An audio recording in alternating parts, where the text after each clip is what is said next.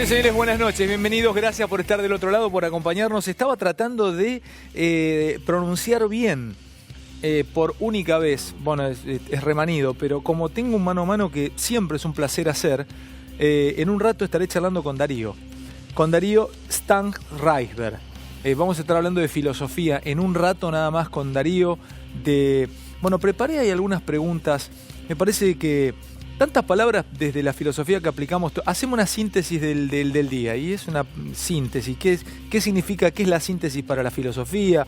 O la palabra crisis, o incluso quiero hablar un poco de la moral de los superhéroes. Ahí hay un poco de... voy a estar charlando de Macri necesita de Cristina, Cristina necesita de Macri, como Batman necesita del Joker y el Joker de Batman. Nunca Batman mata al Joker, ni el Joker mata a Batman, porque se necesitan. Pero bueno, basta hablar el pedo, vamos a hablar con ustedes que son gente seria, no como yo. Bienvenido. ¡Qué viernes! Ignacio, querido, un placer tenerte. Un gusto. Gracias por la invitación. Te felicito por no solo por tu carrera, sino por lo que escribís habitualmente. Vamos a arrancar, tenía ganas de hablar mucho de economía. Pablo, bienvenido. Bueno, ya tenemos la tapa de perfil acá con Javi, Fer y el amigo Cuño. ¿Laboraste mucho hoy? Te veo cara de cansado, ¿sí? ¿A qué hora arranca un abogado como vos? ¿Exitoso, millonario? Hoy a las 5. ¿5 de la tarde arrancaste? De la mañana. De la mañana. Con esa cara es de las 5 de la mañana. Y por tribunales abre a las 7. No, mi actividad lleva escribir. Escribir necesitas silencio, que no suene el teléfono y no atender gente. ¿Pero escribís vos o escribe un...? No, yo escribo mucho. Te paso una pregunta, a veces se abre un programa así, un minuto nada más. Hay una fantasía que ustedes, los abogados penalistas buenos, los cracks como vos, ganan, no me voy a meter a contarte las costillas, pero que para que me lean una causa o para que lean una causa ustedes no son menos de 50, 70, 80 lucas verdes. No, es una mentira. No, pero frená, no te aceleres, escuchame. Una causa, un Cuño Libarona, bueno, un tipo como vos, una causa no te la lee por menos de 300 lucas pesos. Para leerme la causa. ¿Es cierto? Más o menos. No, mira, todo depende, pero hay mucha ficción. Yo he oído, y en mi caso me han adjudicado, me acuerdo, yo tenía 30 y pico de años, caso Coppola, decían, cobró $1 millón. Y lo corríamos a Maradona a ver si le cobrábamos un peso, ¿viste? Y aportó Claudia. Pero según la causa se cobra o no, ¿es a ojo? No, hay muchos factores. Son como los chapistas ustedes entonces. No, hay muchos factores. El tiempo que te va a insumir, en mi caso, es fundamental. El tiempo, quién es el cliente, la responsabilidad del asunto, cuánto te va a durar. Son edades también, a determinadas edades tenés más necesidad de plata, por ahí agarrás muchos asuntos. La gravedad del caso también. La gravedad del caso es fundamental, la responsabilidad, ¿viste? Pero es una ficción lo de que... porque yo he oído a un abogado que se jacta de yo leo una causa y cobro millones de dólares. Por ahí es un afortunado, pero y una pregunta, no es ¿se cobra el abogado, el penalista? ¿Cobra antes? Porque el civilista sí, esa de es pronto una ventaja. Cobras antes. Nosotros cobramos antes, yo hago cuotas en general. Es muy deshonesta mi profesión en este aspecto. Eso un tipo como Calvo en una nota te la puede cambiar. Sí, no. Perdón. ¿Querés que te diga algo? ¿Qué duda, caballero? Te la puede cambiar, ¿no? Sin cambiársela. Nada más eso. Pero yo te lo voy a hacer más fácil. Hace 20 y pico de años dije lo mismo en noticias y me comí una denuncia en el Colegio de Abogados. Pero yo mantengo lo que sostengo porque en mi gremio del derecho penal hay mucha gente que le transmite infundadamente miedo al cliente, que le infunde una preocupación para generar más honorarios. No todos es así, hay gente excelente y muy honorable, pero hay mucho pícaro. No está bueno el gremio general del derecho penal. Y la última, te hago yo, que es una pregunta, Ignacio, que tiene también otro laburo muy importante en un tiempo como el de hoy, el de Argentina, el poder leer, encuestar, saber e investigar lo que pasa. Escúchame, a vos, de pronto, la pregunta es, a un pobre, a un preso pobre, ¿le cobrás o no le cobrás? Yo te diría, el 30% de mis casos son gratis. 30%. Porque o tenés situaciones que te gusta ayudar, o tenés situaciones de vínculos de familiaridad, o tenés gente que vale la pena, lo que le debes un agradecimiento pasado, un profesor del colegio. Pero te das casos de los que se aprende. Los casos que a uno le gustan, mucho porque es devolverle en la vida lo que te dieron, ¿viste? Yo, por ejemplo, yo manejo un colegio. En el colegio hay mucha necesidad de la gente y es gente que trabaja y constantemente me vienen con planteos. Y yo trato de ayudarlos y me hace sentir muy bien y por ahí gano más en sentirme bien con eso que en un asunto que por ahí ganas un dinero, ¿viste? Claro. Ojo, son momentos de la vida. Yo estoy en un momento de la vida por ahí que la plata no es lo que más me interesa en el mundo. En otro momento yo necesitaba, tenía chicos que eran chiquitos, que venían a pagar colegio, matrícula, había problemas económicos, inflación. Entonces hoy puedo elegir, puedo darme gustos y demás. Escúchame, y en tu caso, vos, a ver, ¿te dedicás al trabajo de campo habitualmente? O sea, ¿investigás? O sea, ¿lo haces? Por supuesto, si no es investigación, no es periodismo. Esa es la clave de nuestro profesor. Lo que no es investigación no es periodismo. Por eso yo creo que el rótulo periodismo de investigación es una redundancia. Si no es investigación, no es periodismo. Y hay que estar en la calle. Yo estoy en la calle todo el tiempo. Me pueden ver, yo estoy en el Congreso. Vos sos de la vieja escuela del periodismo, ¿no? No, de la actual. Yo creo que el periodismo actual... ¿En qué año empezaste vos a laburar como periodista? Yo soy periodista de viejo. Yo empecé casi a los 40 años. Yo tengo una vida académica anterior de la universidad. Ajá. Como profesor, como investigador, escribiendo libros de poesía, sobre poesía, sobre Rubén Darío. Y de grande empecé, yo siempre había hecho periodismo cultural, en España, en Argentina, como comentarista de temas culturales. Y a finales de la década de los 80 entró a hacer la cobertura de esos temas en el ámbito financiero. Ustedes se conocen también, no de ámbito, pero ¿dónde se conocen con Bebo? ¿Por qué se saludaron tan afectuosamente? Nosotros lo conocemos porque él es una leyenda del periodismo viviente.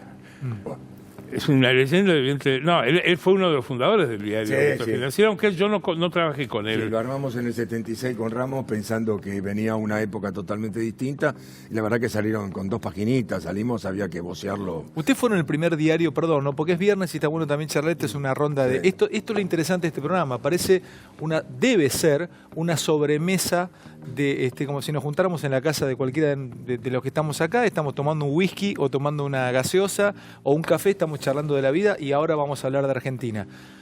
¿Ustedes fueron los que iniciaron el periodismo económico? No. ¿O había algo antes de ámbito financiero? No, estaba el cronista. El cronista es anterior a usted. El cronista comercial mucho antes. ¿De quién era el cronista?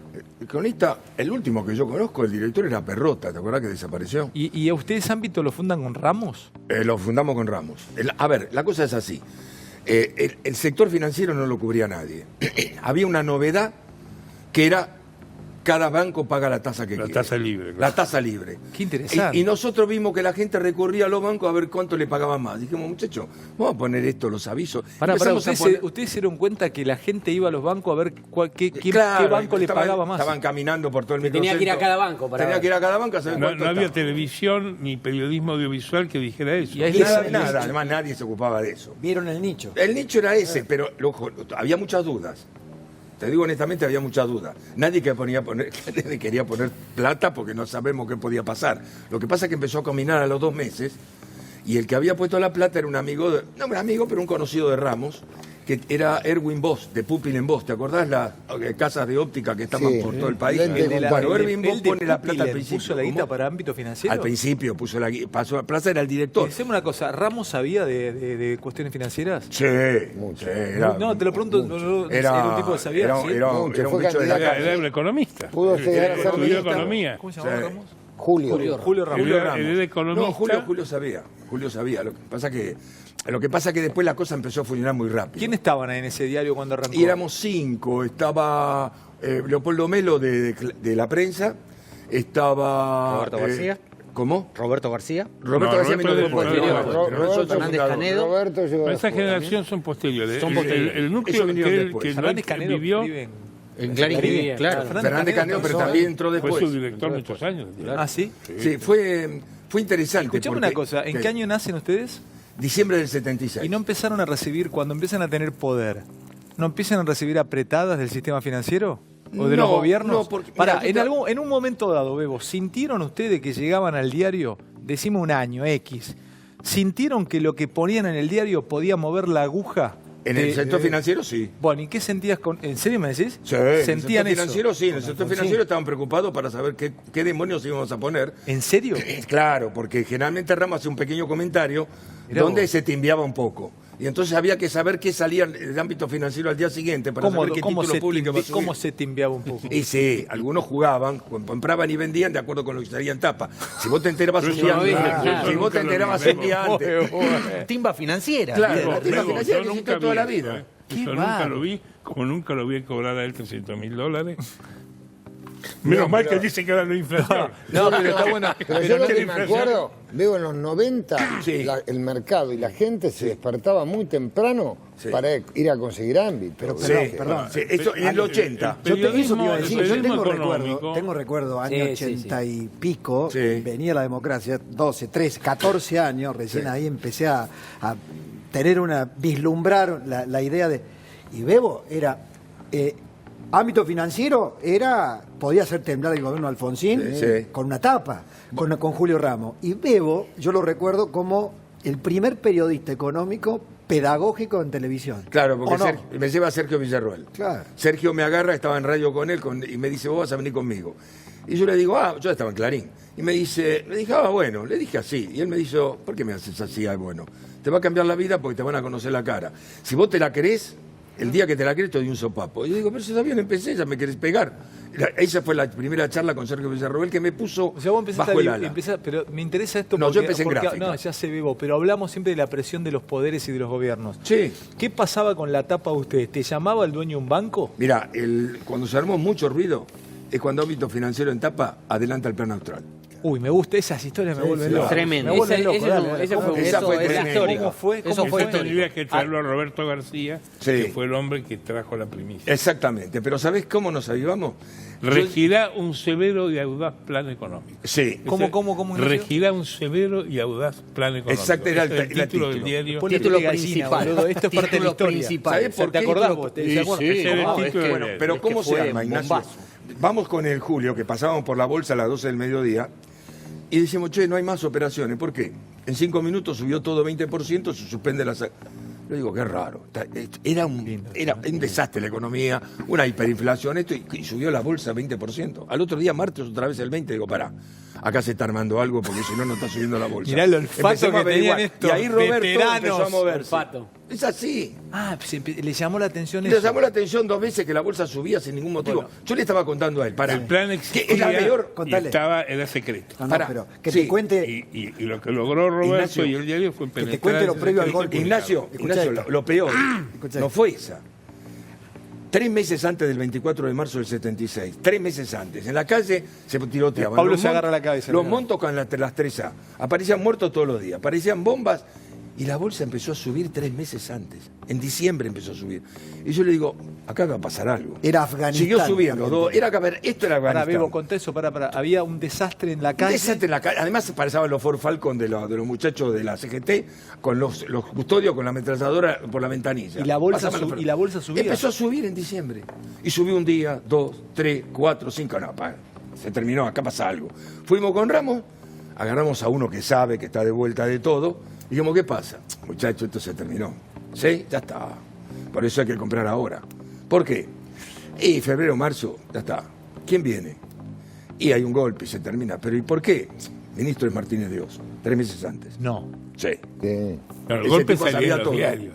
El ¿Sabés golpe por se qué? Porque anunciaba en sabía los de una diarios. reunión. Exactamente. Sabía de una reunión de militares con Martínez de Oz en la casa de Martínez de Oz, que se le habían ofrecido, y él le dijo cuál era lo que pensaba que había que hacer. En la casa de García Benzur. Exactamente, en la casa de García No, Belsunce. Javi, no, esta liga. No, es- Escúchame, Javi. en la casa de García Es Belsunce. la liga. En la casa de García Belsunce. Belsunce. ¿En serio, Ignacio? Padre de María Marta. Quiero escuchar. Sí. Ahí se hizo la reunión Ahí se hizo la reunión. entre Videla y Martínez de Oz. Mm. Y ahí se hace un programa, bueno, está contado en la... Está contado. Vos lo viviste, Sí. yo vivía fuera del país. Yo me Pero iba en el estaba- 75, estaba en España, o sea que lo O sea, 3 conocí meses antes después. te contaban hasta quién iba a ser el ministro de Economía. Por eso empezó a subir la bolsa y subió. Perdón, El yo día te que doy se- otro dato que vos me vas a aclarar. Carlos Menem con Ramos tenía línea directa Sí, diaria, sí, lo señor. consultaba permanentemente. Sí, tenía y línea muchas roja. veces lo consideró para ministro de Economía. Sí, sí. Acá, en el 21 fue un año clave. Ahora, Bebo, perdón, a vos perdón, ¿no? Que lo que dice él, habla muy bien de vos, pero muy bien de vos y no sé, de tus otros compañeros, porque con ese poder que vos tenías, vos podrías estar hoy en un yate en Croacia. Y vos, mirá, claro, con el nivel de información, y mirá lo bien que habla de vos, como lo quiero referir y que lo sepa Argentina, lo que habla de tu ética.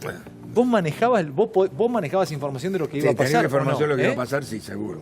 Lo que pasa es que una sola vez compré una acción, me metí en un lío bárbaro, porque vino... Te viste llevar el yate a Capri. Sí, Sacarlo de no, Croacia una del yate a estupidez. Capri. Una ¿Qué hiciste, estupidez, eran Bebo? $2.000. ¿Qué hiciste, Bebo? ¿Compraste una A ver, estaban los militares. Y resulta que en Clarín cae el Vasco Martirena, ¿te acordás? Sí, claro. Y estaba Oña, estaba Chorni. Bueno, y Rubén. vienen y dicen, Borgward, que es una empresa, hace motores, la compra Volkswagen.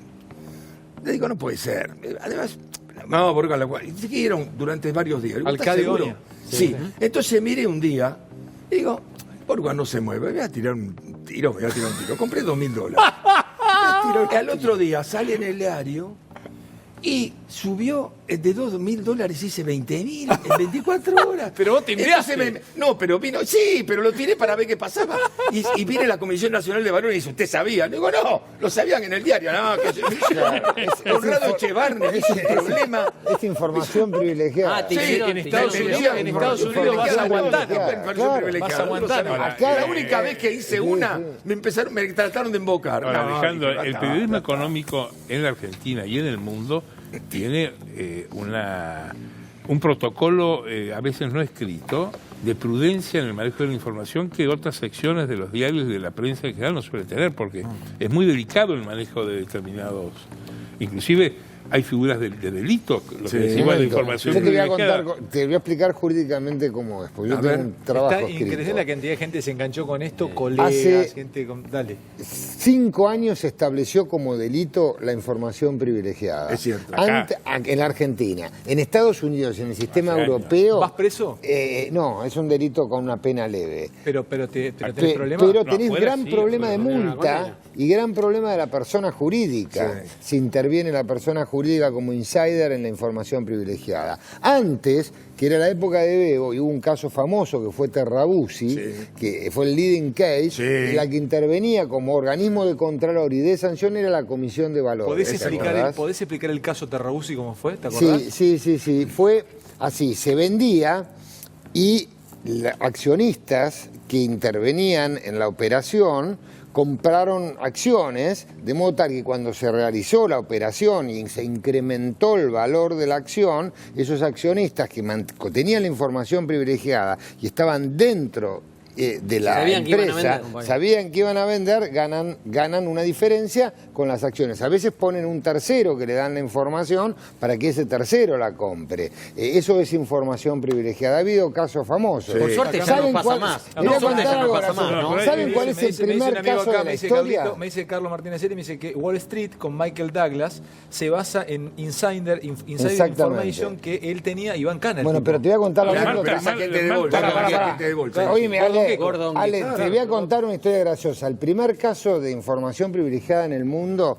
es Rothschild y las palomas mensajeras Sí. que le mandan Sí. la derrota, Waterloo. Claro, Se claro, lo estaba mandan bien. en una paloma, lo recibe y él hace correr la bola de que había perdido Inglaterra. Baja las acciones, se compra todo y luego, porque tenía la información de la paloma mensajera. Rothschild, que estaba viendo lo que pasaba en Waterloo, la manda a cambiar la No, información. claro, la manda al mercado cambiada, baja la bolsa, perdimos en Waterloo, se nos viene Napoleón a Inglaterra y al día siguiente él compra acciones en baja y a los 2 días salió la noticia real que tardó en llegar, obviamente en aquellos años no había internet y dijeron la bolsa subió, disparó un Mirá qué montón. interesante. Yo pensé que esa historia de Rothschild era que él había estado viendo qué pasaba en Waterloo No, él estaba en para Ingl- saber dónde Él invertir. estaba en Inglaterra y le llegó la paloma. Claro. Pero A tenemos, Inglaterra. La paloma, perdón, ¿la paloma se la mandaron desde la batalla? Claro, Exactamente. alguien le pasó la información. Alguien que debió ir con una delito comisión, es de claro. formar- Utilizar la información privilegiada. el delito es usar la información equivocada, no tener la Y información. privilegiada. No tener Pero la ahora información. yo pregunto, ¿tenemos la certeza de que todo eso no ocurre ahora? Ocurre diariamente. Claro que ocurre. Pero No siempre, conozco una causa. Más Bueno, hay sofisticadamente. paloma mensajera No, ahora. esto pero- no es paloma mensajera. Me escribe Hay un- denuncias me judiciales. escribe un amigo, Sí. Damián Formansky, que vivió mucho tiempo en Estados Unidos, me dice, Martha Stewart, que es Sí, una condena. especie de la Susana Jiménez de Estados Unidos, No, Camidas. fue presa por recibir inside information casi 2 años. Sí, Entonces, sí, sí. eso En es Estados lo que te Unidos iba a es decir. tremendo y las multas son tremendas. En lo que vos dijiste de Gecko en la película Wall Street es un ejemplo. Es todo manejo de información privilegiada. Hay una serie que se llama Billion, que es brutal. Ah, sí, la vi. Billion Muy es todo buena. información privilegiada. Es el fiscal versus el inversor y es todo inversión, Los diarios información financieros y revistas privilegiada. financieras de Estados Unidos tienen vigilancia especial en las rotativas y en las imprentas. ¿Cómo es eso, Ignacio? Los diarios financieros de Estados Unidos tienen vigilancia en las rotativas, en las imprentas, para que la información que se va a imprimir no trascienda. Porque sale a la madrugada y te jugás overnight en el otro Sí, lado. pero el caso contrario, en un diario financiero, anunció la quiebra de un banco y el banco tuvo una corrida y quebró. Pero el banco después demostró en la justicia que si no hubiera salido esa información, ellos no quebraban y casi fue la quiebra. Por eso, o sea, el la diario financiero. vigilancia de la información es Porque permanente. demostró, ¿saben por qué fue la quiebra? Porque ustedes publicaron esto. No. Y mostró los números. Entonces, cuando en la justicia dijeron, tienen razón. Demostró la corrida que la tuvieron después que demostró salió que la no se iba a la quiebra. Exacto. Si no salía. Pagni- Yo no me iba a la quiebra si ustedes no lo publicaban. ¿Pagni laburaba con ustedes? ¿Quién? Pagni. Después No. vino. Con él, después. con él. Él es de una generación, él es un joven periodista, Sí. no vamos a hacer geología No, del no. periodismo, pero son momentos distintos de la historia Ahora, del diario. Totalmente. Bebo, yo recuerdo, ámbito financiero debe haber sido, bueno, probablemente después de Cronista, el diario que más se vendía por suscripción. Sí. Porque, digamos, ámbito financiero, digamos, los diarios económicos, pero ámbito de Cronista, eran los típicos diarios más ámbito que tenían mucha venta por suscripción en todas las empresas. No era que iba Lo un que vecino pasa- a comprarlo a kiosco. Lo que pasa es que Ramos le dio también un toque político interesante. Te iba a preguntar las charlas de Quincho. Claro, las ¿Quién charlas de inventó las Quincho. charlas ¿Sabe de cómo se Quincho? inventó? Roberto ¿Sabe por qué García. se inventó las charlas de Quincho? Roberto. Para, vamos a Roberto contarle a la las gente. inventó. ¿Charlas de Quincho qué es, Pablo? No, Charla de Quincho se transformó en el lugar más sabroso y de los mejores datos del periodismo político argentino. Roberto. ¿Sabés cómo, por Roberto dónde García. copiamos Roberto charla de García. Quincho? En La Razón, a la tarde, salían diálogos... Del asfalto. Del asfalto. Claro. Ahí lo sacamos. Vos tenías ¿Sabés quién diálogo- escribía en Diálogos del Asfalto? Mirá, No. vos- Mi amigo Beto Echezuri. Ah, claro. Vos tenías Entre otros. diálogo del asfalto Exacto. en La Razón, tenías charla de Quincho Sí. en ámbito y tenías la pavada en Crónica. Sí. No, Sí, pero era no, perdón, distinta, discúlpeme, era más no me van a artística, comparar. más No, no, artista. no, jerarquicemos un poco. Jerarquicemos un poco. Escuchá lo que te digo. Sí, ya sé cuál es la pavada de Pero Crónica. escuchá lo que Y te digo. dialoguito de Rafa. No, escuchame, como chimento político y económico ibas a buscar chimento del espectáculo. a mí lo me del preocupaba espectáculo más. iban a buscar Perdón, algo. tenía terror a la pavada de pido la Crónica, palabra, señor presidente. Sí. Quiero usar la palabra porque acá se están diciendo cosas horribles. Charla de Quincho nunca publicó un chisme, publicó siempre información política. Es cierto. Rara vez desmentida. La sección fue inventada por el señor Julio Ramos, Sí, señor. sobre la base de una sección que existía en el diario que se llamaba Avatares Políticos, que era información. ¿Cuál es la clave? La clave es extremar el prestigio del medio y no citar la fuente. El periodismo clásico cita la fuente. ¿Para qué? Para darle credibilidad a la información. Está buenísimo. Sí, no. El diario era una hacía una prueba de engreimiento, es decir, ¿me lo crees o no me lo crees? Claro. Y en eso el diario impuso la credibilidad. Un día, en donde, en una charla, cuando se iba a publicar esa sección, que era una sección que básicamente escribió Roberto García, que era el director periodístico del diario y que es el hombre que manejó la política del diario y que protagonizó el pase del diario de un diario estrictamente financiero a un diario político, Sí, señor. que terminó vendiéndose mucho más por la política que por la economía, porque Sí, después sí. la economía salió de la agenda. Sí. Durante los años 90, con la convertibilidad, Claro. la economía salió de la agenda. Claro. Durante años. Había un mito en ámbito que vos ponías dólares en la tapa y vendías más.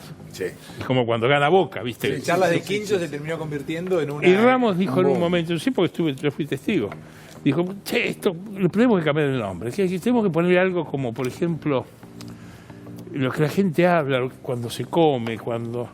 Y él se le ocurrió charlas de Quincho. Y nació, se le puso... Fue inventado en 5 minutos en una charla de redacción una tarde de domingo. Pero además con una gramática. Perdón. Pero además con una gramática muy particular. Quiero seguir. Para que esto es análisis, esto es periodismo. Esta charla hay que sacarla y hay que por ellos, ¿no? Y hay que llevarla a una escuela, a una facultad de periodismo, porque esto es periodismo puro. Perdón, ¿me ibas a decir algo después, Pablo? Sí. El responsable de las charlas de Quincho era Roberto García. Con básicamente información que él aportaba y algunos periodistas aportaban también información de redacción. Y en algunos momentos escribía Ramos también. Pero digamos, el gran creador es Roberto García. Tenía una gramática tan particular. Yo te quiero para un segundito que tengo Javi y Pablo. Tenía una gramática tan particular que Roberto García, que hoy escribe los sábados en Perfil, le editamos el material, digamos, el texto que nos manda, y parece que estuviera escribiendo charlas de Quincho. Claro. Es muy imprsionante. Sí. Bueno, lo reconoces ahí, te decís, este tipo era el que escribía charlas de Quincho. Vos venís de la gráfica. Sí. ¿Vos te das cuenta cuando un tipo tiene una prosa, tiene una forma especial? Claro. ¿Qué ves? A ver ahí. A ver, Pablo. Y ves el que no viene de la gráfica. Exacto. Te digo, pone pone muchos puntos. Sí, señor. Puntos de porque son frases cortas. El que viene de la gráfica y el estilo muy de ámbito financiero, era frases muy largas, muchas subordinadas, te perdías a veces, tenías que volver atrás. No, eso no Iba a ser insolente. Estás haciendo observaciones sobre la mejor prosa periodística. A ver, Pablo. Inadmisible. Además, discúlpeme, yo no voy a hablar de mí. Yo escribí la charla de Quincho los últimos 7 años hasta que me fui del diario en 2015. Y mi prosa no era esa. La prosa que ha conocido la juventud. Dale, Pablo, a ver, Pablo. Se peleaban. Hay veces. Es la mejor prosa periodística que se ha hecho en los últimos años. Déjame que diga una cosa. Lo más interesante de charla de Quincho... Eso decían los adversarios. Te digo una cosa, lo más interesante de charla de Quincho, incluso para los periodistas, te diría que para los periodistas, lo más interesante de charla de Quincho, más allá de la prosa, que la podemos discutir, era la calidad de la información. Absolutamente. Y además de información a la cual ninguno iba a acceder si no era a través de la charla de Quincho. Ese era el tema. Digamos, leer la charla de Quincho para nosotros los periodistas era un plus sobre lo que ya conocíamos. El extremo, te voy a decir ahora que yo estoy con el tema del Papa. Yo estuve en Italia hace 1 año y medio y un periodista de ANSA se me acercó y me dijo, usted de tal diario, ¿usted hacía la charla de Quincho? Sí. Usted sabe que nos han indicado en ANSA que leamos charla de Quincho porque sale información del Papa que no sale en ningún lado. Bueno. Que es narcisismo y vanidad periodística, es torre de marfil con una tarimita de madera arriba. Impusieron la información calificada. Pero yo te iba a decir algo. Ese es un mérito, te diría, había información judicial que los jueces compraban ámbito para leer la información judicial. Y la parte del chiste final fue brutal. Los chistes eran tremendos. Déjame preguntarle una cosa más a Bebo y también a Pablo, porque de todo lo que estamos hablando acá es... bueno, me quedó una pregunta de un hombre que ha sido muchas veces bastardeado en el periodismo y que se lo critica, pero yo no fui generacional a él y les quiero preguntar a ustedes por él. La influencia de Bernardo Neustadt en la economía y en la política argentina. A ver, Bebo, vos sos contemporáneo, fuiste a ver. Además, contame de Neustadt. En radio yo empecé con él, después seguí con Magdalena Riñazú. ¿Tenía tremenda influencia sobre el día a día, Neustadt? Sí, total. O sea, catapultaba a un funcionario porque lo llamaba todas las mañanas y lo llamaba mi almohada, mi despertador financiero. Y se equivocó con mucha gente, pero él era muy influyente. Era más, tenía información adelantada de qué ministro iba a venir, cuál. Él fue el que impuso. La verdad que el tema de las empresas que les gusta el país, y viste que todos los programas que después aparecieron a estas empresas que le interesa el país, después todo el mundo fue a buscar así, algún sponsor y todo así empezó, pero después la influencia de él era muy grande, especialmente antes de que llegara Menem y después durante el primer gobierno de Menem, pero fundamentalmente en el gobierno de Alfonsín era impresionante. Fue fácil el gobierno militar. ¿Cómo? Con los militares. Con los militares también, pero no como también. En el gobierno de Alfonsín. En su momento era Rancagüí. Sí, pero él A cambió. mí me tocó el último Neustadt. Yo fui editor de Neustadt, como vos sos editor Roberto García. Yo edité Neustadt los últimos años de su vida. Sus columnas hasta que murió, salían los viernes del diario, las editaba yo. Y era un tipo con el cual tenía una pelea de trompadas. Primero porque escribía el doble de lo que podía entrar. Sí. Y yo era editor y cortaba. Y cortaba según mi sentido común. Y le cortaba las cosas que yo sabía que respondían al dicho periodístico que los Reyes Magos son los padres. O sea, esa información que venía un poco interesada. Y yo ahí me acuerdo me llamaba y se enojaba. Pero yo no fui amigo de Neustadt, no lo traté como lo habrás tratado vos, salvo socialmente. Se Tuvo puede mucha decir, influencia en la privatización. Bebo, se puede Tuvo decir que mucha influencia. Bebo, En Menem. se puede decir que Neustadt fue el primer periodista gran influyente de la Sí, política y yo creo economía que sí. argentina. No, Yo creo que el Timerman primero. influyó mucho. Timerman Más que Timerman fue más. Pero más- En el momento fue de primero. Timerman de primera plana confirmado la opinión, sí. Sí, Muchos pero la dicen que opinión fue... era gráfica. Muchos dicen que fue... Era gráfica. No, y Bebo, él era el hombre de la razón. Acordate la historia de Timerman con Neustadt. Bebo, yo no sé si... Cuando hubo alguien Timerman antes, agarra pero- una nota de Neustadt y la firma él.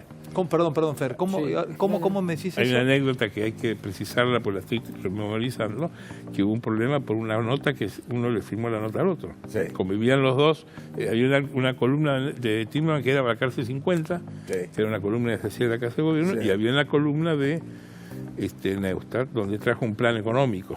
Sí. Y medio se lo... ¿Dónde escribían ellos? En La Razón. La razón era... ¿cuál es el diario paradigmático de Timerman?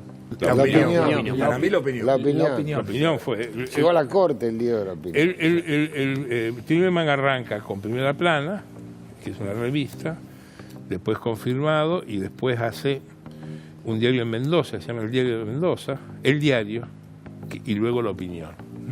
Y es un diario que tuvo una influencia muy grande. Lo que pasa que al revés de Timerman era gráfica. Sí, Está bien que cuando era la gráfica. gráfica era No, pero Muy Neustadt importante. es gráfica. Neustadt Espera, nace pero con- bueno, Pero sí, era un está gran bien, periodista de pero ahí- está gráfica. bien, eso le pero quería es el primero ¿Sabes de cuál la es la- tele. Eso le ¿Sabés quería preguntar cuál a es Bebo, la porque primera yo de no la tele? recuerdo, digamos, porque todo el mundo dice fue el inventor del periodismo político en televisión. En televisión sí. O sea, Para mí, antes de, y que yo recuerdo... ¿Sabés cómo para mí nace sí, Fer? pero digo, antes de Neustadt no 40 recuerdo. puntos de rating. Señores, tenía ¿saben? Pero Neustadt. antes de Neustadt hubo alguna otra figura política con... No, con esa influencia no. No, estaba Parlamento En la tele, 13, yo era muy Neustadt chico. nace 40 haciendo Yo era un niño, A ver, pero estaba Mariano, a ver. Urtiz Pereira, el abogado del diario. Noticias No, de sí, la había ciudad. periodistas. Sí, todo lo que Blackie, quieras. había programas de Sí, periodismo. Sí, pero pero no era nadie esto. hizo 40 puntos de rating como Mira lo esto, hizo perdón, Nardo. los presidentes. No, pero además hizo show. nadie. Me parece que la diferencia es que Neustadt hizo show televisivo con la política en la televisión.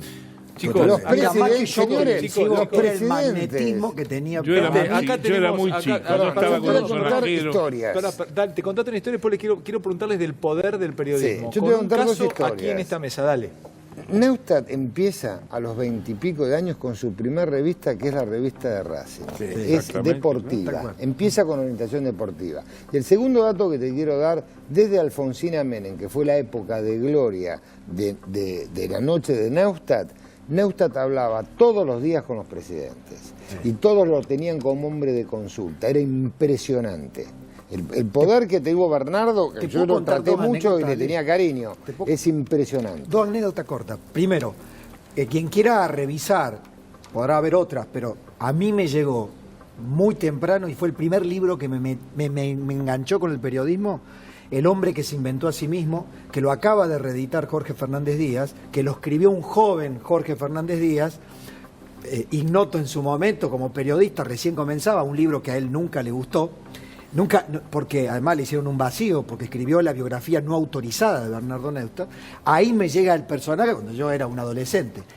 Ahora, después me llega el Neustadt a través del relato y las anécdotas con Mariano Grondona. Porque por vos supuesto. laburaste con Mariano. Exactamente, 5 años. Entonces, y dicho por Mariano además en su anecdotario, Neustadt llegó a tener tanto poder que él consideraba que en realidad cuando otros decían Neustadt se hizo menemista, él decía que Menem era neustadista de alguna manera. Pero es que es así. Sí. Un momento Yo te- Neustadt tenía tanta influencia sobre Carlos Menem, pero que esta anécdota fue no sé si estaré... ¿Existe el caso? Dale, contale. No, estoy esta enloquecido. anécdota como Dale. conductor de televisión a vos te va a volver loco. Hubo un momento en que Tiempo Nuevo, Bernardo se va de gira, ¿y quién era el compañero de Tiempo Nuevo en ese momento? Mariano Grondona. Mariano Grondona era el analista y Bernardo era el que hacía el punch. entrevistador. Sí. Y el punch, además, punch, el que punch. tenía. Sí. Se va a Bernardo, ¿y a quién deja en la silla para que lo reemplace? ¿A Mariano Grondona? No, No. a Carlos Menem. A Carlos Menem. Exacto. Sí. Siendo presidente Menem. Sí, sí. Siendo el programa presidente Carlos No, Menem Sí, el programa lo hizo conduce Tiempo Nuevo. ¿Me estás cargando? Sí, ese fue un momento de ruptura con Mariano Grondona. Era cuando Ese Menem día, jugaba al básquet, conducía... Pará. Es como, no sé, suponte. Ahora, un yo día. me voy y Sí. viene Macri a conducir programa. totalmente. Sí. Así es. Mirá la foto. Macri yo lo Chiste conozco. del otro lado en redes sociales. Ahora, háganse un pic. Ale, Totalmente. mirá esa foto. No disminuye Del poder que tenía tabla Bernardo. de- Esa foto, Y bueno, perdón, mirá, está Bush y Menem. Disculpe, yo no Es increíble. no voy a impresionante. endiosar a ningún colega y menos a Neustadt, pero creo que es al revés. Menem hizo un formidable uso del periodismo y del formato que usaba Neustadt. ¿Vos decís que lo usó? Absolutamente. Y vos sabés muy bien, y no quiero entrar en historias porque vamos a aburrir a la gente, que el divorcio de Mariano con Bernardo lo hace el gobierno. Sí. Y él le da el programa a Mariano en la TC. Sí. Y yo te digo porque hasta yo estuve en un capítulo. O sea, Sí. Menem dinamitó ese dúo y lo entronizó a Mariano Grondona y le dio el programa y comenzó ahí el ocaso. Pero de acordate, Neustadt. cuando empieza O sea con que la- no es cierto que cuando- Menem seguía a Neustadt. Cuando- Era al revés. Ahora- Menem usaba Sí. y se valía de Neustadt, como muchos gobiernos se valen de las figuras del periodismo. Bebo, y de las- Nacho, pero acordate una cosa, perdón. Cuando empieza la privatización en Menem, al principio el peronismo, una parte del peronismo empieza a resistirse. Barrio Nuevo estaba con Menem, algunos gremios estaban con Menem, pero otros no porque estaban más, digamos que eran contrarios a las privatizaciones. ¿Quién le organizó la plaza del sí? Eso. Neustadt. Para que se llenara la plaza, Te avala lo para que que le sea, digan ¿eh? sí, Pero que siga adelante. Necesito preguntar esto. En la historia moderna, ahora, Sí, no demos nombre, porque por ahí es incómodo para el colega. sí. ¿Existe un colega con el poder que tuvo Bernardo en algún momento en suponte, ¿le pasó a Cristina tener un periodista que le hablara o tiene Macri un periodista que lo influya? Cambió el esquema de medios. No, Alejandro. No hay, Alejandro, no hay un perdón, Bernardo Pero Neustadt, perdón, Macri no pelotea con un periodista o con dos. Sí, Sí. pelotea. No demos Pero nombre, sí. no demos nombre. Sí. Ahora, Javi me dice seguro sí. Sí, claro que Y Cristina también. Pero perdón. ¿Con periodistas? Pero Sí, perdón, pero ninguno con de los periodista. Pero ninguno Con de los un que periodista. Alejandro, pero perdóname, había- para, ya vengo, había Pablo y vos. un Dale. programa de televisión que dominaba con 40 puntos de rating Sí.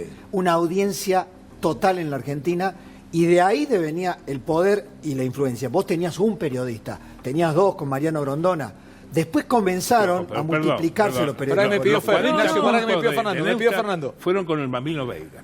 No, bueno, tenía esos no, niveles no, de no, rating. no, No es no, cierto. No, es que... 30, Hacía es cierto, 30, no es 30, cierto. hacía toda la- dale.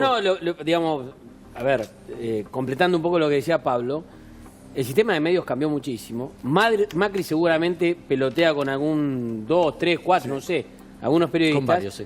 Pero ninguno tiene el poder que tiene Neustadt. No. Porque si no, yo te digo, decime qué periodista hoy en la Argentina tiene el poder que tenía Neustadt y podemos pensar si Carnota. pelotea con ese periodista. Pero es que no lo encontrás. No había Repito, internet, perdón, había- no lo encontrás. No había Alejandro, troll, no diciendo, había nada. traelo respetuosamente esta noche, diciendo. a medida A ver, que lo traigas perdón, mano a perdón, mano Ignacio. a Roberto García, Pero porque él lo- te va a contar la historia de él y te va a contar pero la que relación con lo- Neustadt, porque es de las personas que más lo conoció. Lo voy a Neustadt. traer a Sí, Roberto, a Roberto. pero para, me decías algo vos. No, Diciendo dale, que dale. no haya un periodista hoy con el poder de influir como Neustadt en su ¿Vos momento. crees que sí? Sí.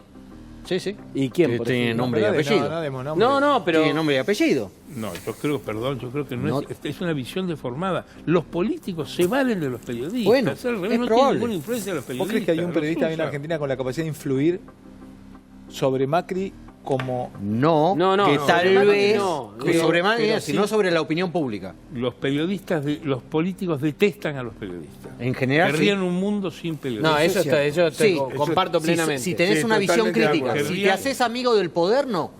No te odian tanto. No, Ignacio, no tenés ni idea. si te haces amigo del poder, no te odian tanto. No, no es que te odien, no quieren periodistas. No quieren. Porque no les gusta. No, está bien. Bueno, si tenés una actitud crítica. Si te haces amigo del poder Bueno. y perdés todo Además, tipo de dejá de hacer visión periodismo. crítica, Bueno, dejá de está ser bien, periodista y pero- ser un Claro, El amanuense. periodista no debe ser amigo Deja del de poder. ser periodista. Está bien. ¿Qué decía El Timerman? periodista no debe ser amigo Ignacio. del poder. Hay una película reciente que es la de Perdón, los papeles del Pablo, ¿sí? Pentágono, que salió... ¿Cómo con se llama? Los papeles del Pentágono. Salió el año pasado. Sí. Donde plantea precisamente ese conflicto. señor. ¿Hasta qué punto el periodista y el empresario periodístico, más que nada, es amigo del gobierno y del poder? Y plantea ese problema. Cuando va el presidente y le dice a la dueña del Washington Post, no publiques esto. Y ella entra en un drama porque es una persona del poder y comparte la fiesta con el presidente. Exacto. Y come con el secretario de Estado, con Kissinger. Y Bradley le dice, esto lo tenemos que y publicar se igual. sientan Sí, pero con los por- periodistas y el periodista dicen, Pero esto hay el que diario, publicarlo. el diario, Esto hay que publicarlo. sí, y el diario estaba Spotlight. era lo Y mismo, lo la segunda y lo parte. publica. Pero te Lo- faltó un elemento. El diario estaba fundido y con esa nota se salvó. Está bien. Y es Estados Unidos. Y es Estados Unidos. No es Argentina. No es así, no es así. Es El diario en se iba a Argentina Galeona. no pasa No es necesariamente así. eso en todos los La casos. primicia de los Pentágonos es del New York Times. No, Es del New York Washington. Times. Sí, la El primicia Washington del New York Times. Post Del Washington. viene después. Sí. Y viene La después primicia para del New York tratar Times, sí. de remontar. No es que estuviera fundido, era un diario chico, pero no estaba fundido. Era uno de los hombres más ricos. El fundador, familia, no el el dueño diario. de la familia Graham, dueño del Washington Post, era el tipo más influyente del gobierno de Johnson. Sí, sí. El Del Lyndon Lyndon Johnson. No era una familia de supermillonarios. La familia sí, el diario no. A Bradley le acuñó, cuesta. el que acuñó aquella frase que el periodista no puede tener amigos fue Jacobo Timerman. El que acuñó, el que lo popularizó Sí. entre sus periodistas. Sí, pero ¿sabe cuál es? El periodista no puede tener amigos. ¿Sabe cuál es el puedo- problema? puedo- ¿Sabe cuál es el problema? Y vos lo sabés muy bien. Yo estuve en Clarín como 20 años. El problema, en un momento determinado, cuando tenía mucha influencia los militares, mucha influencia, porque a veces se decidía ciertas políticas porque ellos decían para allá, cuando vos ponías un periodista en Marina, otro en Aeronáutica y otro en el sector militar, vos lo sabés muy bien, Marcos Entriblón muchas veces me dijo, ¿sabés qué pasa? Estos muchachos después trabajan más para los que yo lo mandé que para nosotros.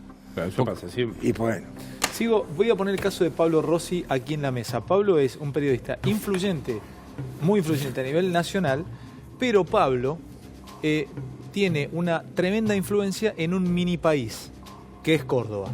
Córdoba es un mini país, un micro país. Tiene particularidades que solamente aquellos que conocen bien Córdoba pueden entender.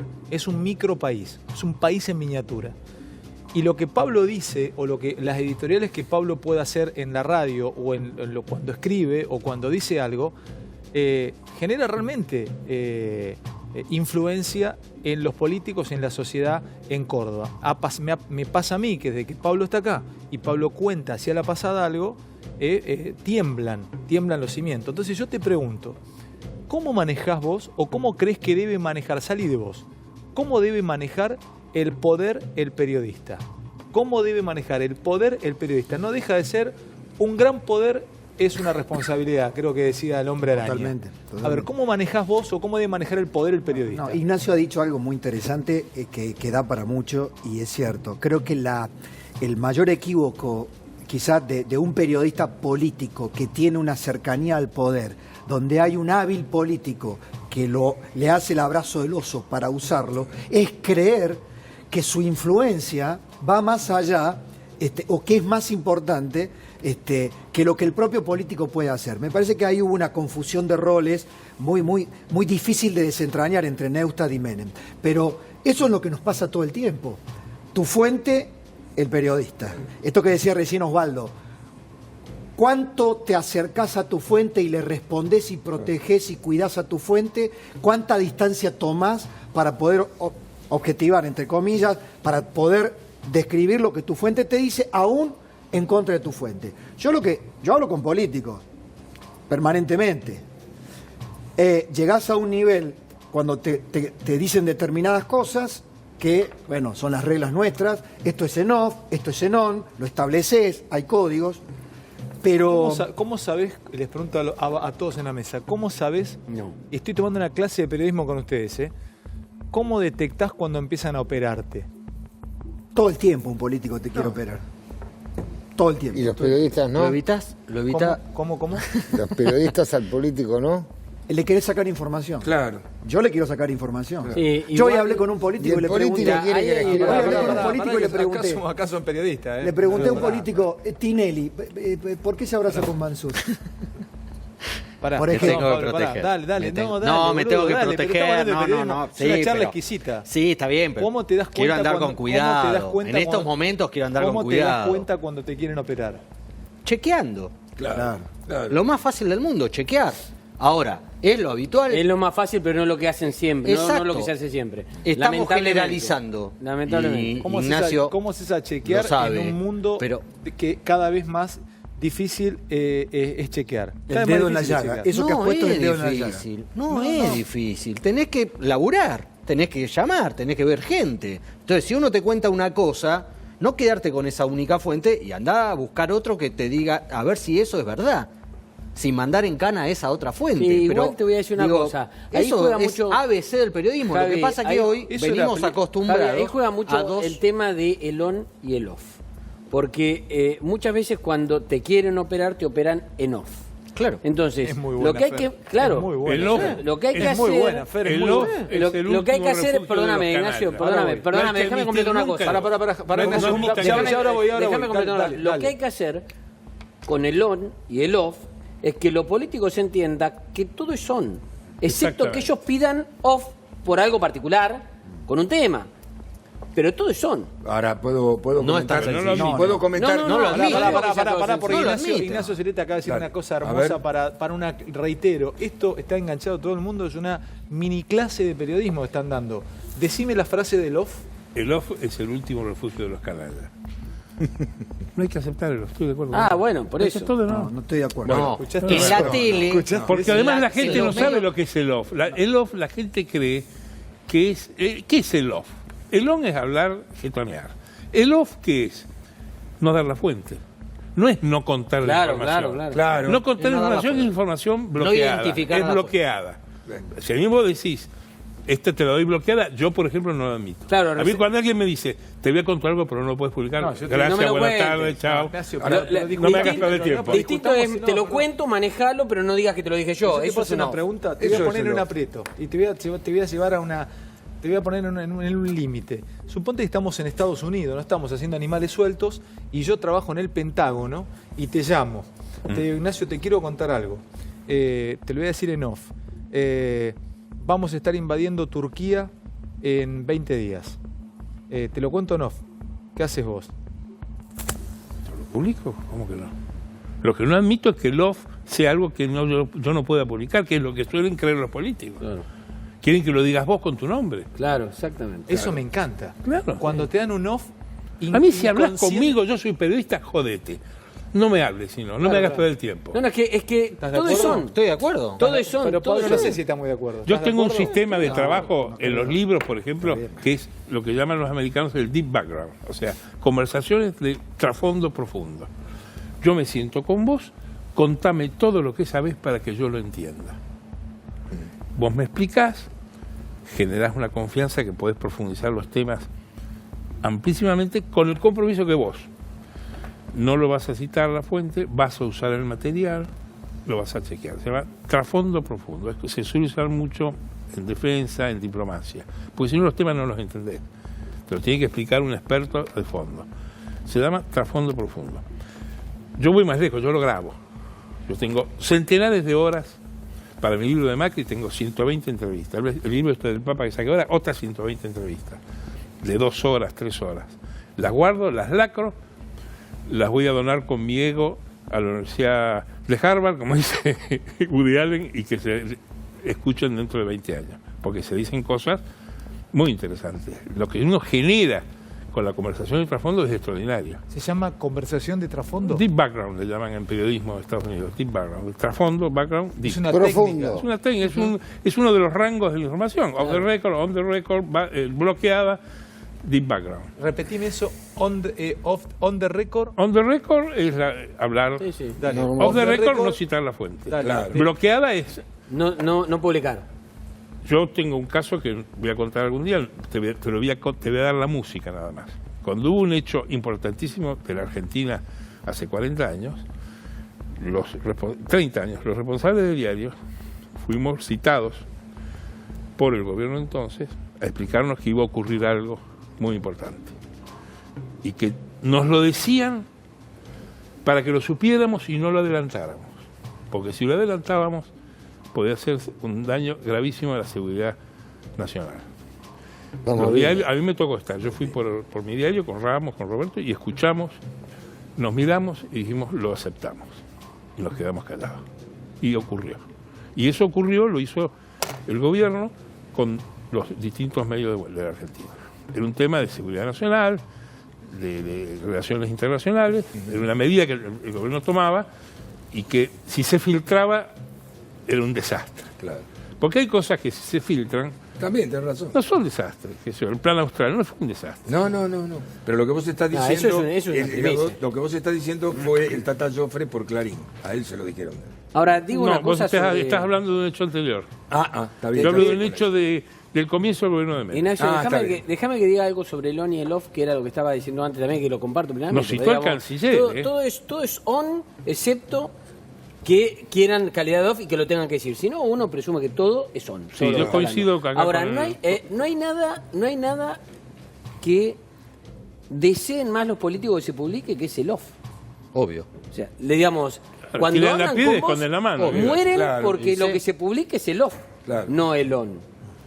Y pero por eso precisamente lo ponen en categoría de off, porque además no quieren que se sepa que son ellos los que lo están Pero contando. además, Fernando, nunca Bueno. les ha pasado que han tenido una entrevista en ON con algún dirigente del oficialismo, de la oposición, sindicalista, que nos dice una cosa en ON, cuando apagás claro. el grabador te dice, esto que te acabo de decir Bueno, es un verso, te cuento- porque pienso todo lo contrario, va a quiero pasar decir- todo lo quiero decir, contrario. Hace mucho tiempo que creo que además vamos a completar una noche de lujo para el programa. Ya está Darío sentado y llevamos una hora hablando de periodismo. No tiramos un tape del día, no hablamos del dólar, y ahora vamos a hablar de filosofía, vamos a hablar de la vida, de cosas, pero yo te voy a hacer una pregunta a vos, te voy a poner contra la espada y la pared. A ver. Hablando como en el campo te voy a cagar. Bueno, Porque si vos ahora salís de acá sí. y tenés una información que te pasan en off y Sí. te dicen, che, la semana que viene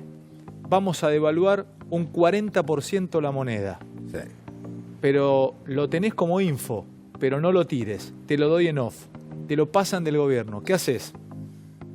No, evidentemente no te pasan esa información. Para es Ah, no imposible. me vas con la Es imposible. ¿No te la pasan? No, es imposible. Si vos tenés esa info, ¿qué haces? Te la pasan en off. Llamo a otra claro. persona, Sí, por supuesto. para chequearla. Y te dice que sí, que devalúan. La publico. Pero ¿querés que te ¿La publicás? Sí, claro. Por ¿Querés que te diga supuesto, una cosa? La publico, publica. claro. Para. ¿Se publica? Y si la fuente original me El llama para diario- decirme, el diario- escúchame, ¿puedo decir? HDP, te dije que no me la diste vos, me la dio otra persona. Ah, pero vos sos pero te dijo que... No, yo te eso estoy es diciendo- periodismo, pero es si no uno- para eso, el si no responsable para es que eso, va y te lo que dice. llamen Algo que a pasó. los El que te lo bomberos. dice es Pará, el Santino, llamen a los Santino, bomberos. te hablo de algo que pasó esta Eso es semana. periodismo, ese es nuestro Te laburo. hablo de algo que pasó esta semana. Alejandro, hay anécdotas maravillosas de colegas que yo conozco. Cuando empezaba en el periodismo en Córdoba, en el periodismo gráfico, yo empecé en el periodismo gráfico. Había un cronista de policiales, no voy a decir en qué diario, que una vez, en una reunión de redacción, vino y dijo, el diario de la competencia había sacado primicia, Sí, pero sí. una cosa muy grosa, jurídico policial de Córdoba. Y vino el jefe policial del diario nuestro y dijo, lo tenía hace 48 horas yo, Sí, bueno. pero no lo podía publicar. Lo rajaron. Lo rajaron, Qué obvio. claro, Mirá, Lo pero rajaron. pará, Ale, Ese código periodismo no se podés hace con lo que violarlo. se publica, no con lo que se calla. Santino, Exactamente. Vos no podés hacer periodismo con lo que te callás. Hacer Santino, periodismo con lo el que te casi publicás. gol, ¿Sabés el qué pasó casi gol esta no vale. semana con el Exacto. dólar? ¿Viste que se hablan 80 conjeturas? Bueno, el jueves, ayer, fui a ver a los muchachos y los muchachos me dijeron, tanteamos. ¿Viste con el primer round de un voceo cuando vos estás llaveando? Tanteamos el mercado. Nos bajó mucho la tasa. Nos bajaron la tasa en un momento determinado del 74, ya estaban en el 43%. Le subimos un poco el dólar y tuvo que subir la tasa y terminó en el 56. ¿Sabés lo que le dijimos? Queremos esta tasa. Cuando me la bajaste demasiado, yo te apuré y te corrí con el dólar. Chicos, Es así. Gracias, ha sido una noche única, no tengo palabras. De verdad, gracias por este programa. ¿Lo repetimos? ¿Hacemos algunas tertulias hablando de ¿Qué esto? hacemos con todo lo que teníamos Nada, preparado? sí, sí, del otro lado. a Roberto García, como Sí. dice. Gracias, como dice Ignacio. Gracias, chicos. Gracias por todo. ¿Cómo andas, Darío, querido? ¿Qué haces? Dale. Un gusto verte. ¿Todo bien? Todo bien, Placer. gracias. A vos. Bueno, gracias. De verdad te agradezco venir. Es para mí un lujo. Che, estaba pensando, arranco ligado a aquello. Dame alguna mirada sobre la verdad. Porque nosotros siempre se dice el periodismo persigue la verdad, busca la verdad. Y arranco con eso. Vos sabés que Nietzsche, Sí. en el siglo XIX, ya había postulado la muerte de la verdad. Ujú. ¿Qué es la muerte de la verdad para Nietzsche? Que los grandes absolutos, o sea, la posibilidad de creer que hay cosas que uno puede conocer tal como son, es algo imposible de ser alcanzado por el ser humano. De ser entendido. De ser alcanzado. Porque por ahí hay algo, hay una verdad, hay cosas. El tema es qué capacidad tenemos los seres humanos de poder acceder a ellas. Digo, el ser humano está siempre interpretando. E interpretar no es algo malo, no es una recaída en nuestra capacidad de conocer las cosas. Es nuestra modalidad. Interpretar. Interpretar. ¿Qué es interpretar? Interpretar es que lo que vos estás viendo, por ejemplo, estás viendo acá una pared. Esa pared, que es en sí misma, que se te presenta como una cosa, vos siempre la vas a leer de un modo. ¿Por qué? Porque vos no sos un ser transparente. Pero entonces, si vos me decís esto, decía esto Nietzsche, quiere decir que entonces no existen verdades, existen interpretaciones. Nietzsche decía, no hay hechos, solo interpretaciones. Es una de las frases más famosas de Nietzsche y que le vale al día de hoy mucho cuestionamiento. Es buenísimo porque es periodismo. A ver, caen las Torres Gemelas. Sí. 2 aviones mandados por Bin Laden, caen las Torres Gemelas. Sí. Esa noticia se contó de maneras muy distintas a lo largo de todo el mundo. Pero hay un hecho, la caída de las torres. Hay un hecho concreto, pero todo lo que diga sobre ese hecho, al decirlo ya lo entramás en una interpretación, en una lectura, en una subjetividad previa, en un interés. No es lo mismo cuando caen las torres. Ahora, la pregunta es, ¿caen las torres? ¿Es un hecho que caen las torres? Caen las torres. Caen las torres. Es cierto, déjame que joda un poco, porque vos sabés que la filosofía tiene una vertiente irreverente. Caen las torres. Ahora, digamos, si un azteca viera las torres caer, evidentemente, más allá de la anacronía, no entendería qué está pasando. No es que hay un hecho absoluto en sí, sino que todo depende de la época, de la cultura, del tiempo. Digo, la gente se muere, es un hecho, depende, yo qué sé. Hay gente que cree que cuando nos morimos en realidad ingresamos a la verdadera vida. Entonces vos decís, pero perdóname, dejate de joder, morir nos morimos. Claro, y no, morir nos morimos. y no, porque el que interpreta que morir, que en realidad la verdadera muerte es esta vida que nos está tocando. Hay algunos que creen eso, piensan eso. Hay toda una religión, te diría, llamada el cristianismo, que en su vertiente más dogmática entiende que el pasaje por la vida es simplemente, es casi te diría un error. Ahora, vos fíjate, vuelvo al periodismo, Nietzsche frente a esto genera un problema para el periodismo. Yo recién escuchaba el final de la discusión. Si la verdad absoluta es como mínimo cuestionable, ¿cuál es el rol del periodismo? Porque el periodismo dice que su rol es alcanzar la verdad, pero si no hay una verdad, ¿qué debería hacer el periodismo? Digo, mínimo debería el periodismo decir, nosotros como periodistas siempre interpretamos. Si interpretamos, nos corremos de ese propósito que de algún modo guía nuestra tarea. Pero entonces es la hecatombe para el periodismo. Porque No, pará. Implosionás el periodismo. Lo implosionás. Yo Pero escucho... Lo implosionás, en serio, porque... Pero yo creo que está en crisis el periodismo. Totalmente. Está en Sí, una sí. crisis hace años, y la crisis es todavía mayor por el rol de poder que tiene el periodismo. Porque si fuera una actividad menor, yo qué sé, está en crisis, la religión está en crisis. Ok, uno puede decir, pasa mucho, no pasa nada. Hasta hace 10 años que la religión estuviera en crisis, no pasaba nada. Hoy la religión detuvo la ley del aborto, por ejemplo. Mirá la fuerza que tiene. Puso un presidente en Brasil. Mirá la fuerza que tiene. Entonces va cambiando. Pero con el periodismo me parece que es mucho, más rimbombante, porque me parece que el periodismo tiene un poder y no lo asume. Y esto te quiero decir, Ale, es muy difícil encontrar hoy yo qué sé, en la televisión, por partir de algún lugar, periodistas que no hablen en nombre de la verdad. Muy difícil. Los cuento con los dedos de la mano. ¿Viste? Bueno, mi interpretación es esta, podría ser de otro modo, ¿no? Hay como una reivindicación y aparte como una cosa de presumido también, ¿no? De decir, bueno, yo tengo este rol, digamos, y el rol mío es, digamos, mostrar la verdad tal como es. Ahora, ¿quién puede...? Bueno, Sócrates, el primer filósofo que muere, digamos, por hacer filosofía, su conclusión, ¿sabes cuál es? Yo me di cuenta que la verdad no existe en este mundo, que si hay una verdad, está en otro lado. ¿Sabes por eso cuál es mi tarea? Decía Sócrates. Una sola, pelearme contra todos los chotos que creen ser los dueños de la verdad. Porque esos son los que te están cagando. Los que vienen y te dicen, la verdad es esta. O sea, Sócrates. Y lo matan, ¿eh? Pero lo matan porque se pelea contra el poder. Y como bien explicó la filosofía a lo largo de su historia, el gran cómplice, la gran aliada del poder, siempre ha sido la verdad. El poder es quien permanentemente instala verdades. Me emociona escucharte fuera de joda, porque estás dando una explicación. Pero Ale, mirá lo que pasó hoy en la marcha del 8M.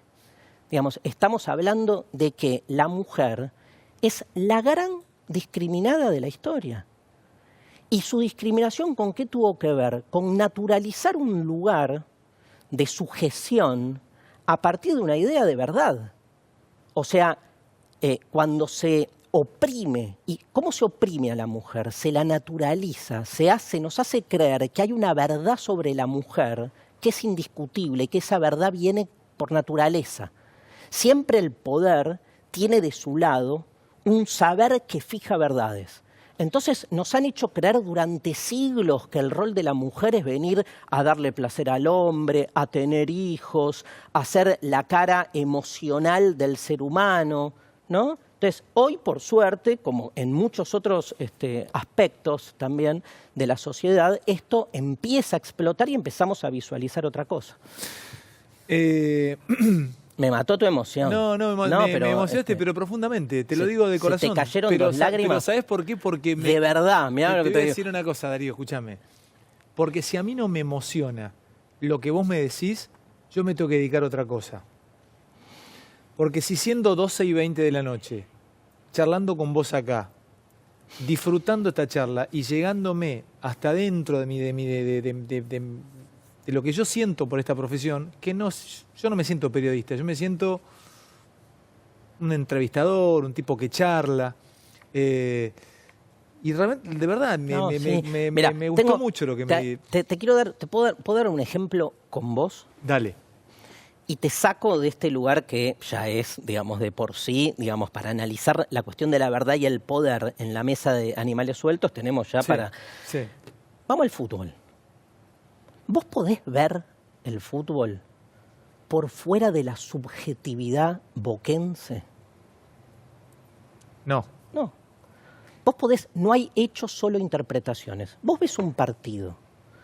O sea, ¿viste esa boludez de hay que ver el partido objetivamente? ¿Quién puede acceder a un partido de fútbol objetivamente?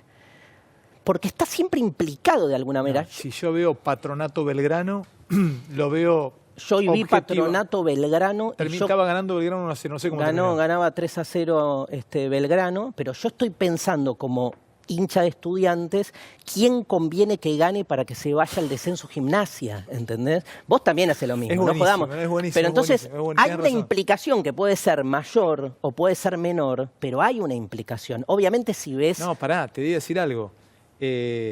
Veía jugar y lo primero que pensé, digo, ¿quiénes jugaron en Boca de Belgrano y Patronato? A mí me pasa lo mismo. Te juro. ¿Y qué haces? ¿Y ves el fútbol desde algún lugar? Bueno, pensá que el fútbol es una gran representación de la política, por ejemplo. Uno está implicado. Yo escuchaba la charla y estás de algún modo... Ahora, estar implicado no es ni bueno ni malo, porque esto es lo peor. El bien y el mal, en realidad, son consecuencias, son hasta categorías que uno utiliza para terminar de justificar lo que uno quiere. Ahí te tomo esta cosa dual, bien y mal, blanco y negro, alto. Bueno, las categorías... a ver, la dualidad. Te la llevo a la política. A mí me gustan mucho los cómics y los superhéroes. Y siempre he leído y me he preguntado por qué Batman no termina de matar al Joker. Sí. Muchas veces tiene la posibilidad de liquidarlo, no lo liquida. Y al Joker también liquidar a Batman y no lo hace. No les conviene mutuamente. No les conviene. Pero no dejan una tercera vía ahí. No dejan que entran de vez en cuando otro villano y entra otro superhéroe a combatir al Joker, pero la pica es entre ellos. Hoy Cambiemos tiene una pica con Cristina y Cristina con Cambiemos. Y no dejan una tercera vía. Entonces yo te pido una explicación si es que en algún punto no se necesitan. Y ahí también se explica, si está viendo Massa o Labaña, que es muy difícil la tercera vía porque el ser humano piensa dualmente. A ver, sí. Explícamelo. No, a ver, tomo lo último. Cuando vos decís, Alejandro, que el ser humano piensa dualmente o binariamente, vale que yo te diga que el binarismo en realidad es farmacológico. ¿Qué significa eso? Que el binarismo es como un fármaco, te tranquiliza. Te tranquiliza porque te ordena. Te ordena porque te deja muy bien en claro quiénes son los buenos y quiénes son los malos, quiénes son los amigos y quiénes son los enemigos.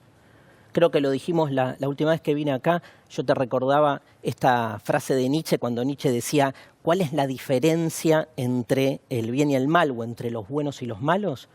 Que los buenos somos siempre nosotros. Y se acabó todo debate ético. La ética siempre está al servicio del poder. No jodamos con eso. Digo, la construcción que uno hace de la idea de bueno o malo remite siempre a lo que uno le termina conviniendo. Decía Spinoza, no queremos las cosas porque son buenas. Son buenas porque las queremos. No queremos las cosas porque son buenas, sino que las hacemos buenas porque antes las deseamos, las queremos. Entonces, después vamos a justificar que lo que deseamos es lo que está bien. Ahora, ¿qué hace el binarismo? Te tranquiliza. Vos te sentís, ambos lados de la grieta que sea, pañuelos verdes y pañuelo celeste, lo mismo. Ambos lados de la grieta están tranquilos. ¿Por qué están tranquilos? ¿Por qué los K y los M están tranquilos? Porque cada uno sabe cuál es su rol, cuál es su propósito, quiénes son sus amigos, quiénes son sus enemigos, y no hay matices. ¿Cuál es el problema del matiz? Darte cuenta que vos, yo y cualquiera de los que nos está viendo, así como tiene cosas copadas, también somos todos una reverenda miseria. Porque el ser humano es dual. Esa dualidad que vos la exteriorizas y la pones para con el otro, la tenés adentro. El gran problema que tenemos es reconocer que uno es tan choto como lo que dice que el otro es. Pero en vez de asumir uno su propia precariedad, ¿cómo no vamos a ser chotos? Yo estoy cagado de miedo. Nacimos para morir, estoy cagado de miedo. Sé que me voy a morir, sé que se va a morir gente querida. O sea, cuando te pones a pensar en serio y a hacer filosofía acerca de todo lo que te rodea, te cagas de miedo. Entonces, la farmacología ayuda. ¿Qué es la farmacología? Esta identificación férrea.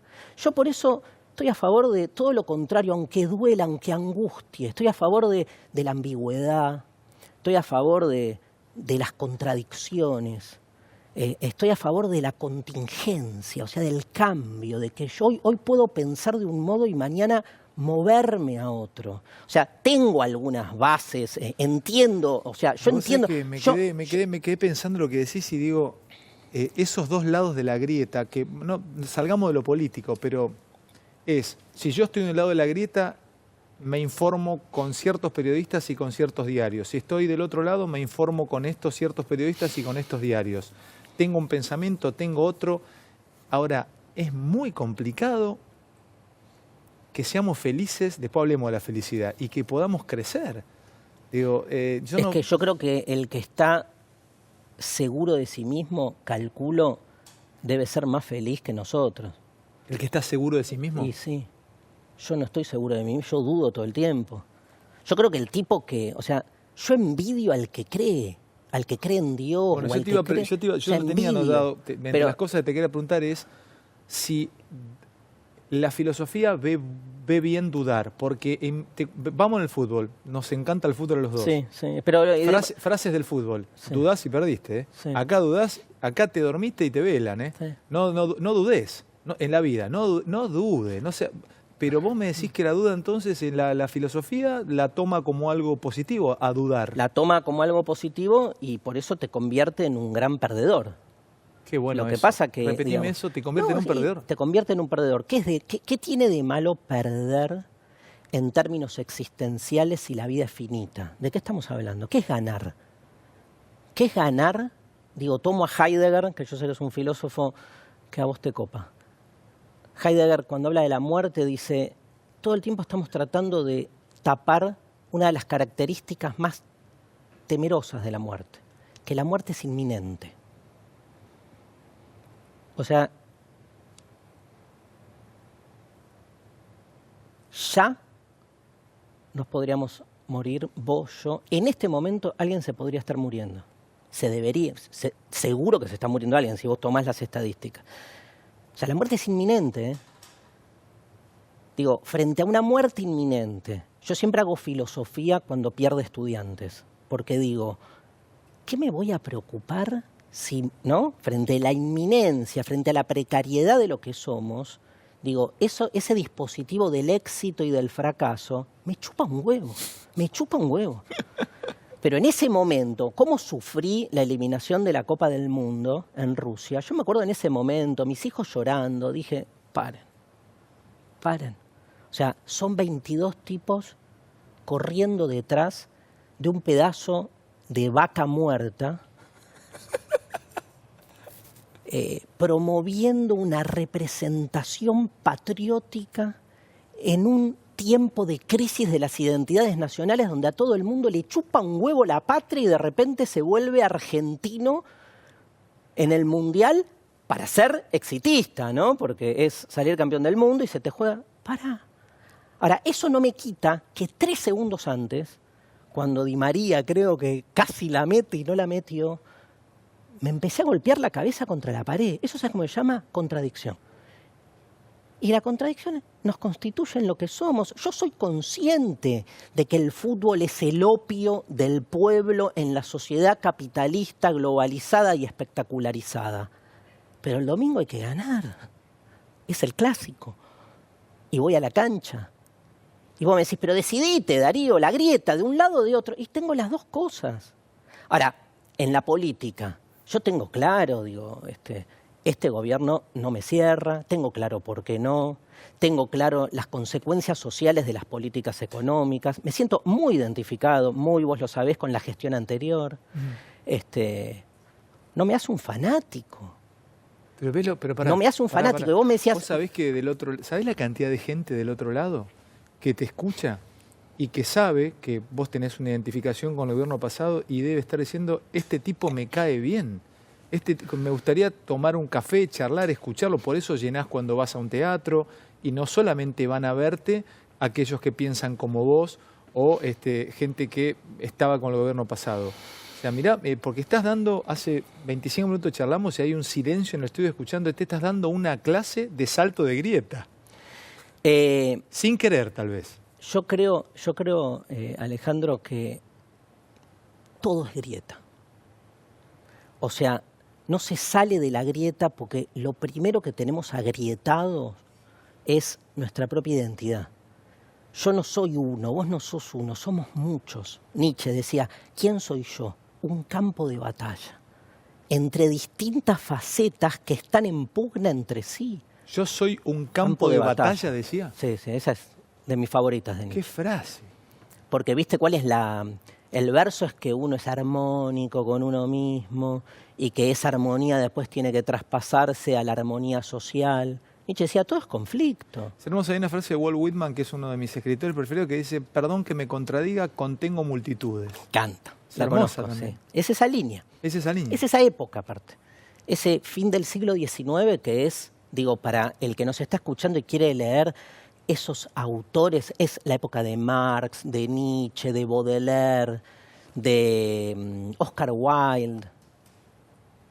Segunda mitad del siglo XIX. Hermosa literatura. Pero sí, o sea, yo creo que todo es grieta. O sea, creo que es al revés, que la grieta binaria es una falsa grieta, porque nos hace olvidar la multiplicidad de grietas que nos constituyen. Yo soy muchos, vos sos muchos. Yo tengo un montón de identidades puestas en juego acá y que están en conflicto. El otro día me tocó charlar con Edelstein, con José Edelstein. Grabé un piloto para presentar para un canal extranjero.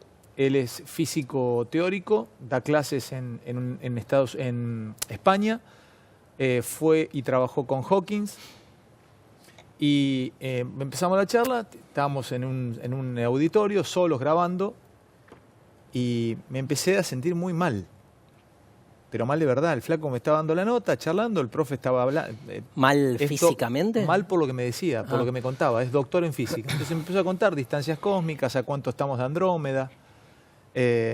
Tremendo. No, pero pará, entonces en un momento habla de la velocidad de la luz y cuánto, y el dedo, y dije, ¿para qué mierda voy a la facultad el lunes?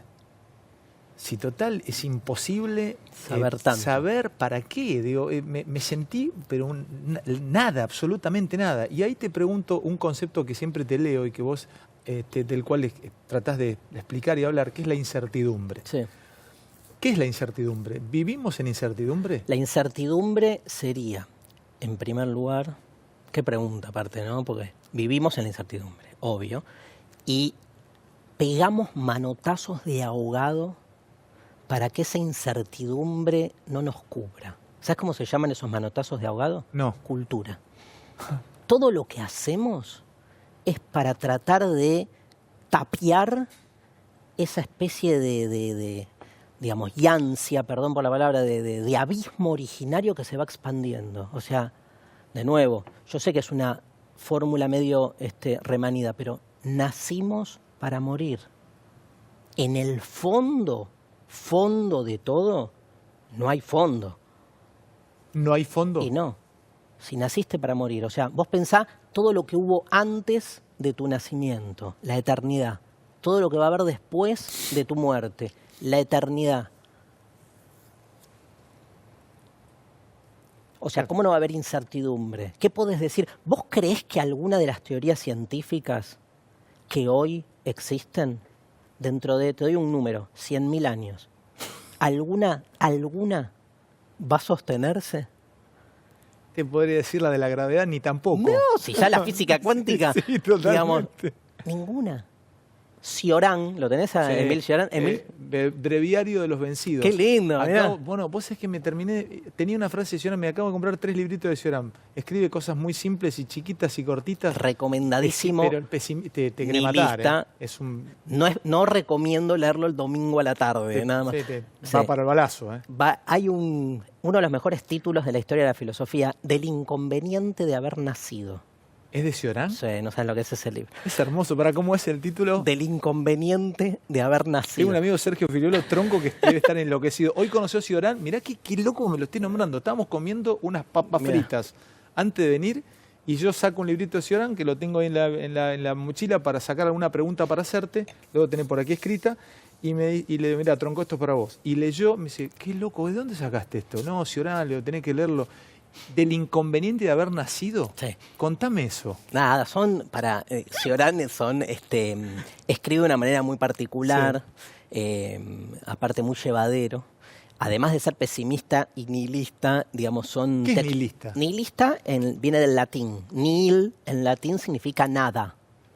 Nihilista vendría a ser como el que postula la nada, pero está mal planteado así. Un nihilista es el que, frente a justamente a todos los que hablan en nombre del conocimiento, la certeza y la verdad, te demuestra que nada tiene sentido. O sea, que esas grandes verdades son absolutamente cuestionables. Entonces, un nihilista está siempre fustigándote. La filosofía será nihilista o no será nada, digamos, porque es el objetivo de todo filósofo, ¿no? De Darío, que estudió filosofía, de cualquiera que haga filosofía, es relacionarse contra el sentido común. El nihilista está en contra del sentido común, que es el que reproduce hegemónicamente las formas de pensar.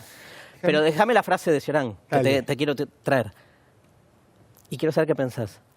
El otro día un astrónomo, dice Cioran, me explicó que el universo está repleto de miles de miles, de miles, de miles, de miles, de miles, de miles de astros.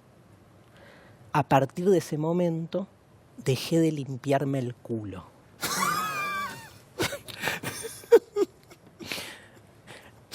Dice, dejé de asearme. Yo lo argentinicé un poco, Sí. pero... ¿Y qué interpretación le das? El universo está la eternidad y la eternidad. ¿Qué hacemos? Porque hay dos opciones. O todo es tan grande y tan inmenso y tan infinito que no tiene sentido nada de lo que haces, limpiarte el culo. O al revés, todo es tan inabarcable que como Karate Kid, ¿viste? Nada, obsesionate en limpiarte el culo, porque digo, morir te morís igual, y si te pones a pensar eso te agarran unos ataques de pánico que no salís. Pero es interesante, digo, ese tipo de pregunta es una pregunta que para mí, y este es un trabajo que a mí me gusta hacer, que es la divulgación, es un tipo de pregunta que cualquiera se hace. Yo estoy convencido que cualquiera de los que nos está viendo está yendo en colectivo al laburo. Te voy a decir algo más, te lo iba a contar fuera del aire, pero te lo voy a contar al aire. Y vendo.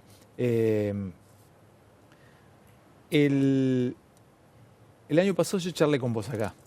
Y yo estaba estudiando una carrera. Estaba haciendo licenciatura en Sociología. Me acuerdo. Bueno, yo charlé con vos, yo te leo mucho, me gusta mucho la filosofía. Y el 18, o sea, este lunes que viene o el otro, a las 8:45, empiezo la licenciatura en Filosofía y espero recibirme. ¿En El Salvador? En El Salvador. Bueno. Sede Pilar. Porque Bien. me queda más allá, me queda contramano si no venir para acá. 8:45, primera clase anual, latín 1. Mirá, el latín es un idioma Pero pará, fascinante. el martes tengo una materia de Fascinante. mierda. ¿Cuál? Lógica 1. Lógica es la de las materias más odiadas en filosofía, pero no sabe. Mira, yo te digo, para Me alguien vas a ayudar. que haces lo que haces vos, Sí. el latín y la lógica,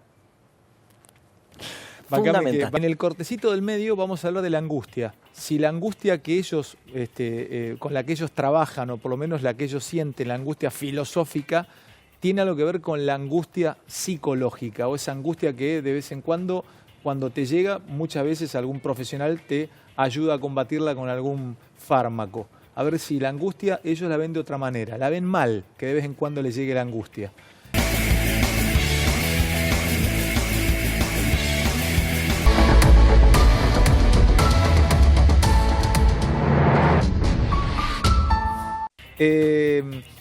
Tengo 40 segundos antes de ir a un corte y volver nuevamente. Yo te preguntaba de la angustia. Sí. ¿Vos no le tenés mucho miedo a la angustia? yo creo que hay que reconciliarse con las angustias existenciales. Al ok. revés, o sea, no hay que huirle a la angustia, a las existenciales. La angustia que tenemos porque el país económicamente se va al carajo, se resuelve. O la angustia por la pérdida de un ser querido. O la sí. Bueno, las angustias por un ser querido, por la pérdida de un ser querido, te dispara una angustia existencial. Pero digo, el tema es si se resuelven o no se resuelven.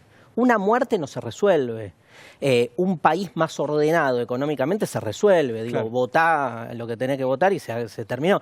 Ahora, la angustia existencial es otra cosa. A veces nosotros creemos que se pueden resolver angustias existenciales como resolvemos las angustias cotidianas. O sea, se te está inundando, no sé, la cocina porque se te rompió el caño de agua. Te angustias, llama a un plomero. Ahora, no hay un plomero para la muerte que te venga a resolver el hecho de que naciste para morir. Y uno cree que sí. Y entonces va al cura, o sea, compra, ¿viste? Compra buzones creyendo que alguien le va a resolver eso. Entonces la angustia existencial es liberadora aparte. Heidegger decía algo así como, una vez por semana, recordemos que nos vamos a morir. Pequeño corte, genial. Y ya nos despedimos, dale. Domingo a la 1 de la tarde, América transmite una nueva edición de La Vendimia, así que todos allí en La Vendimia Solidaria. No tengo más que palabras para agradecerte, Darío. A vos, Es un lujo, un la placer. verdad no, el lugar que le das, no solo a mí, a un montón de gente del que viene del mundo del pensamiento, único en la televisión abierta, así que agradecido, Alejandro, por la invitación. Te admiro mucho.